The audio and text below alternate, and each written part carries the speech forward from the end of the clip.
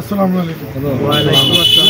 আসলে আমরা এখন আমাকে দায়িত্ব দিয়েছে দলটা সুসংগঠিত করার জন্য। আপনারা আমরা সহযোদ্ধা, আমাদের এখন রাগ করার সময় নেই। আমরা দলটাকে সুসংগঠিত করে ভারপ্রাপ্ত চেয়ারম্যান সাহেব আমাদের তারেক রহমান সাহেবকে বাংলাদেশে এনে প্রধানমন্ত্রী করা পর্যন্ত আমরা অব্যাহতভাবে চেষ্টা চালিয়ে যাব। এই চেষ্টা আমাদের কার্যকর হলে আমরা যেই যার যতটুকু চাহিদা করিম ভাই না, উনি অত্যন্ত ভালো মানুষ আর দলের জন্য খুব নিবেদিত। সবসময় টাকা পয়সা খরচ করে যে কোনো জায়গায় আমার কাছে কোনো দিন 10 টাকা চাইনি। এই ভদ্রলোক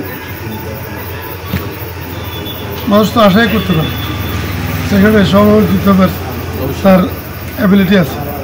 এটা এই অবহেলার কোনো তুচ্ছতা হচ্ছিল করার কোনো অবকাশ নেই।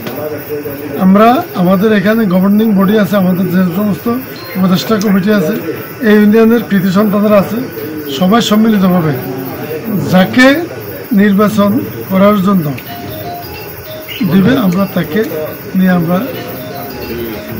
আমাদের এই ওই জায়গাটুকু ফিল আপ করব।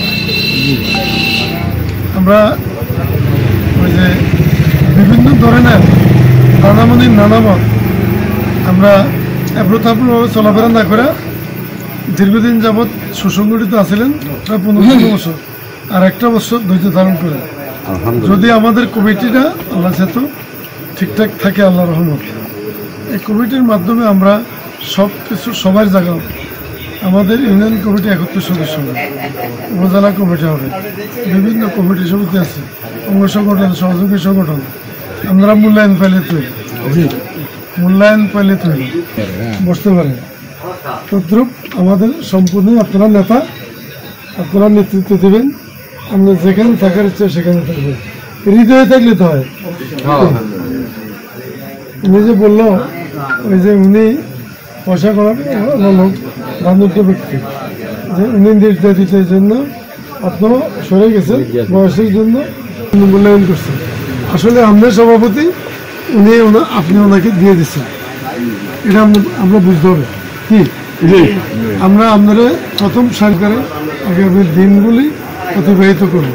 এখন বিএনপির মধ্যে দেশ নিয়ে বিএনপি যাতে ক্ষমতাতে না আসতে পারে, ইনশাল্লাহ পারবে না, ইনশাল্লাহ আমরা ক্ষমতাতে আসবো। তারেক রহমান একদম পিছনের সারির নেতৃত্বে তারা শুধু মূল্যায়ন হবে। আমরা একদম দেশ বাংলা নিউজ 24, সময়ের সাথে তারুণ্যের পথে।